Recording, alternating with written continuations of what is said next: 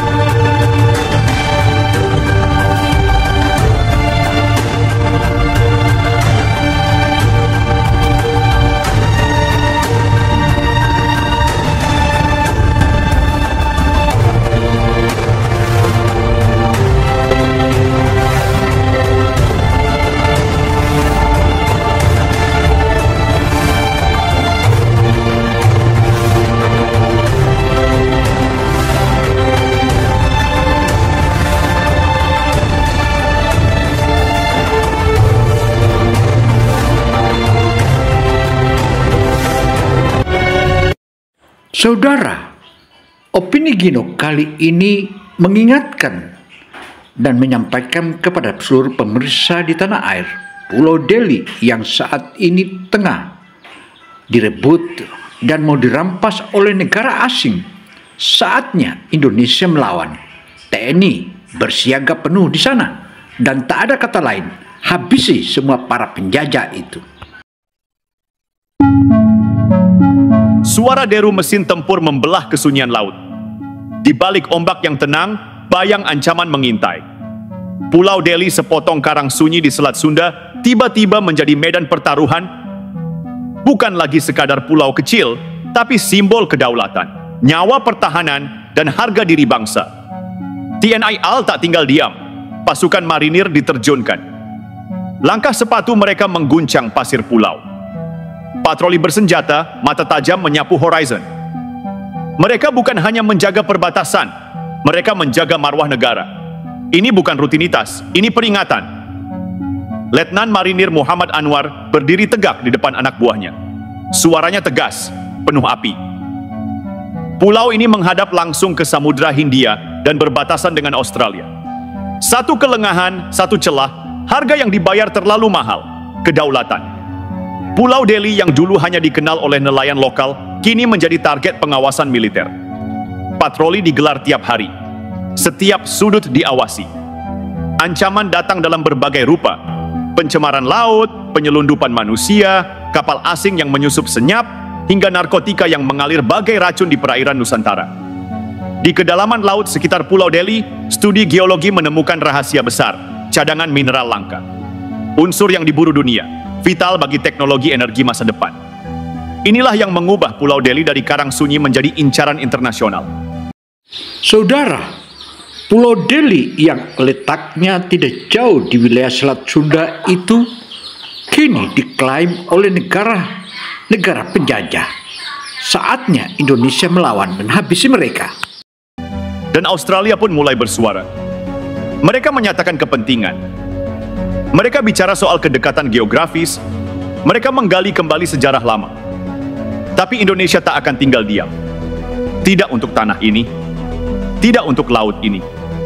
Tidak untuk darah para prajurit yang telah bersumpah hidup dan mati menjaga tiap jengkal negeri. Marinir-marinir kita berdiri di sana, senjata di tangan, tekad di dada. Mereka bukan hanya barisan penjaga, mereka adalah benteng terakhir. Keberadaan mereka di Pulau Deli adalah tamparan keras bagi siapapun yang mencoba mengusik kedaulatan. Australia yang kini mengklaim Pulau Deli itu sama dengan cari mati. Artinya Indonesia akan hadapi dan akan musnahkan semua kekuatan musuh yang ada di Pulau Deli itu. Karena bagi bangsa ini, kehilangan Pulau Deli bukan sekadar kehilangan pulau, tapi kehilangan kendali atas jalur strategis, kehilangan masa depan ekonomi, kehilangan kehormatan. Australia melihat peluang. Mereka tahu di bawah Pulau Deli tersembunyi emas baru, bahan mentah revolusi teknologi. Mereka takut jika Indonesia memegang kendali penuh, karena itu berarti jalur perdagangan mereka bisa diawasi, akses energi mereka bisa ditutup, dominasi mereka bisa goyah. Tapi Indonesia sudah memilih, berdiri tegak atau runtuh bersama kehormatan. Patroli terus berjalan, komunikasi tak pernah putus, setiap laporan dianalisis, setiap ancaman dikalkulasi. Ini bukan hanya soal taktik militer. Ini adalah perang diam-diam, perang psikologis, perang tentang siapa yang akan mundur lebih dulu. Dan Indonesia memilih untuk maju. Pukul 4 pagi dini hari, kabut tebal menyelimuti perairan. Di kejauhan, siluet kapal asing melintas lambat di batas radar, tak menyalakan AIS, tak menjawab panggilan radio. Sunyi, mencurigakan. Letnan Anwar menatap layar radar di pos komando. Matanya menyipit. Siaga 1, perintahnya singkat. Prajurit-prajurit marinir segera bersiap, senjata disiapkan. Perahu cepat diturunkan. Gelombang bukan halangan. Mereka meluncur cepat mendekati koordinat tak dikenal itu. Tak ada kompromi untuk pelanggaran. Ini bukan lagi latihan, ini realita. Di balik kabut, diplomasi hanya berlaku jika musuh datang dengan niat damai. Jika tidak, senjata yang bicara. Pulau Deli memang kecil, tapi posisinya adalah kunci. Ia mengontrol pintu gerbang ke Samudra Hindia. Ia adalah mata Indonesia di selatan. Jika jatuh ke tangan asing, bukan hanya Indonesia yang rugi, tapi seluruh pertahanan laut selatan akan lumpuh. Australia tahu itu. Mereka mengirim tim pengamat, tidak berseragam militer, sipil, tapi bergerak seperti intelijen, mengumpulkan data, memotret dari kejauhan, membuat catatan, lalu menghilang. Mereka tidak butuh menembak untuk mencuri. Mereka cukup memetakan celah, namun marinir tak mudah dibutakan. Mereka sudah tahu skenarionya.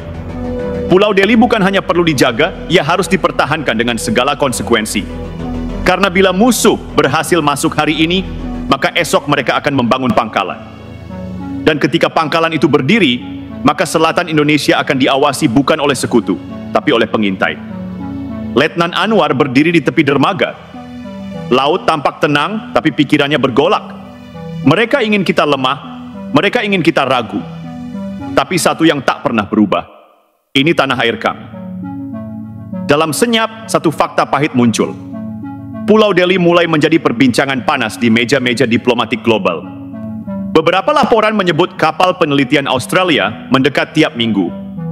Tak sedikit drone bawah laut yang ditemukan rusak di sekitar perairan itu diduga milik asing. Ada pula data satelit yang menunjukkan lalu lintas tak biasa di jalur kapal selatan. Indonesia tidak butuh provokasi, tapi Indonesia juga tidak akan mundur. Negara ini berdiri karena keberanian, dan akan bertahan karena keberanian pula. Di tengah ancaman yang makin nyata, marinir di Pulau Deli bukan hanya pasukan. Mereka adalah simbol bahwa bangsa ini tidak akan tunduk, bahwa kedaulatan bukan sekadar kata di atas kertas, tapi sumpah yang dipegang sampai tetes darah terakhir. Dan sumpah itu kini berkibar di tiang bendera Pulau Deli, menantang siapapun yang mencoba menginjakkan kaki dengan niat jahat. 3 hari setelah insiden kapal tanpa identitas melintasi batas radar, Kedutaan Besar Australia mengeluarkan pernyataan resmi. Isinya singkat, dingin, dan syarat tekanan diplomatik. Australia sangat memperhatikan peningkatan aktivitas militer Indonesia di kawasan dekat perairan internasional dan meminta klarifikasi atas keberadaan pasukan bersenjata di Pulau Deli. Indonesia membalas, Kementerian Luar Negeri tak bertele-tele. Pulau Deli adalah wilayah sah Negara Kesatuan Republik Indonesia. Setiap langkah pengamanan di wilayah kami sendiri adalah hak penuh kami, bukan urusan pihak luar. Suasana mengeras. Di lapangan ketegangan sudah lebih dulu mendidih. Alarm senyap berbunyi.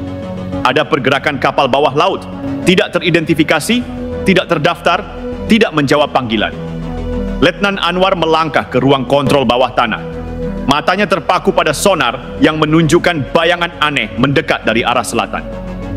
Jarak 4.000 meter, arah 182 derajat.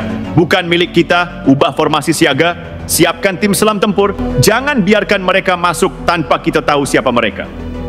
3 perahu cepat keluar dari pantai, menyisir lautan dalam senyap. Di balik gelombang, marinir menyelam dengan perlengkapan penuh. Mata mereka menajam, setiap gerakan dihitung, jantung berdetak kencang. Dan kemudian mereka melihatnya, sebuah drone laut siluman.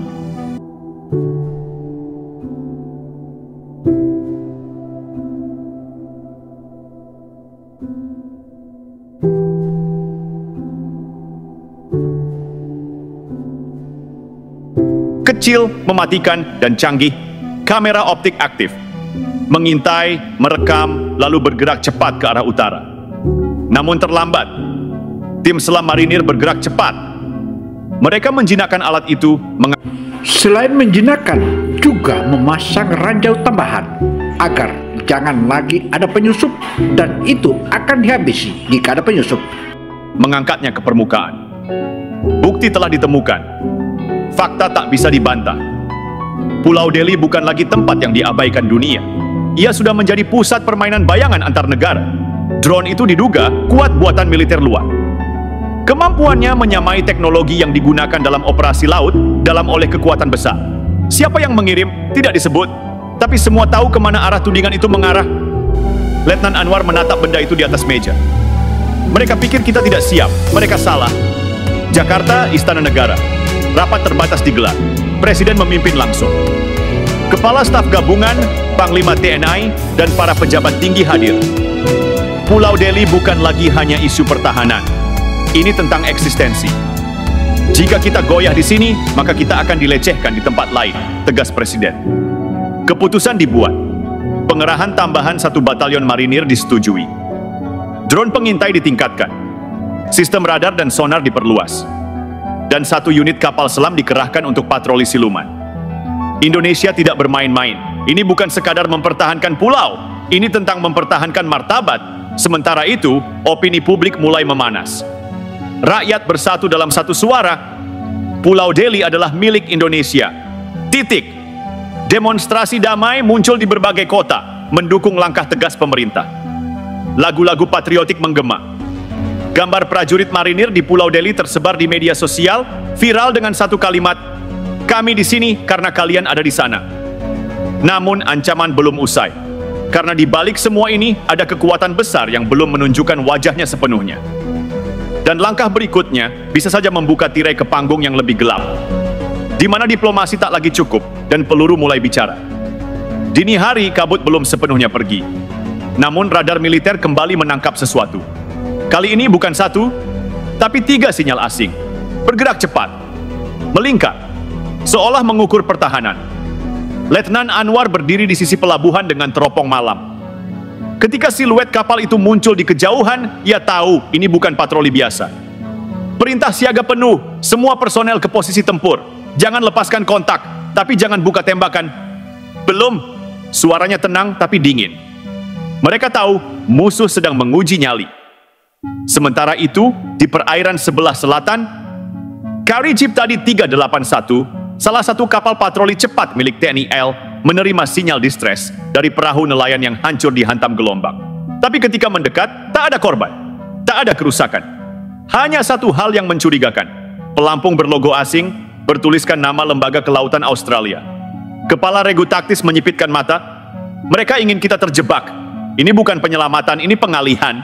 Dan benar saja, beberapa mil dari lokasi itu, kapal intelijen berbendera sipil melintas, merekam setiap pergerakan armada TNI. Mereka berpakaian sipil.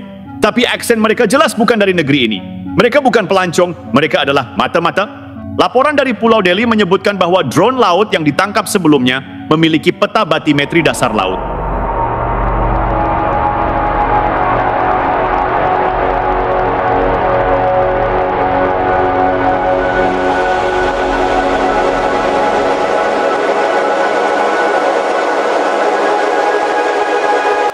Data itu tidak biasa, ia bukan untuk riset ikan, ia untuk pemetaan militer, menentukan lokasi kapal selam, menilai kontur dasar laut untuk penempatan senjata, bahkan jalur infiltrasi bawah air.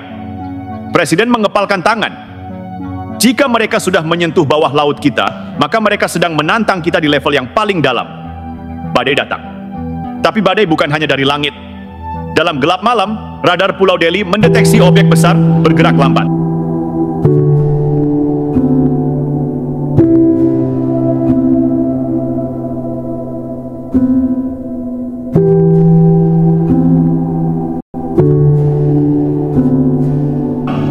Panjangnya tak biasa.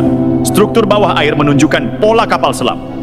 Tapi tak ada lock di sistem sipil maupun militer. TNI AL langsung mengaktifkan protokol laut dalam. KRI Alugoro dikerahkan diam-diam dari pangkalan. Di bawah laut, dua bayangan besar berputar saling mendekat. Sonar mulai memantul. Sinyal elektronik saling mengintai. Tidak ada suara, tapi dunia bawah laut itu sekarang menjadi ladang duel dua negara. Jika satu torpedo diluncurkan, maka perang terbuka tak bisa dihindari. Pulau Deli kini bukan lagi pulau kecil di tengah Selat Sunda. Ia adalah bara yang tinggal menunggu percikan. Dan ketika percikan itu datang, bukan hanya gelombang yang akan pecah, tapi sejarah akan mencatatnya sebagai titik di mana kedaulatan Indonesia benar-benar diuji oleh kekuatan global. Langit menggigil, ombak berdebar, dan di kedalaman laut, sebuah sinyal elektronik meledak dalam sunyi. Bukan ledakan fisik, tapi ledakan informasi.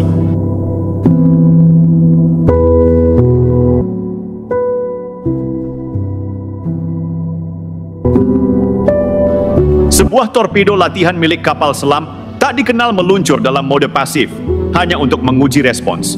Tapi bagi TNI, itu adalah garis merah yang tak bisa ditoleransi. KRI Alugoro yang berjaga di kedalaman langsung mengunci target. Sistem senjata aktif, kapten kapal menghela napas berat. Kontak dikunci. Satu manuver provokatif lagi kita luncurkan balasan, tapi lawan menghilang, menyelam lebih dalam, menghindar tapi tidak mundur. Pertarungan itu belum pecah, namun waktunya semakin dekat. Presiden Prabowo berdiri di hadapan jajaran tertinggi TNI dan intelijen.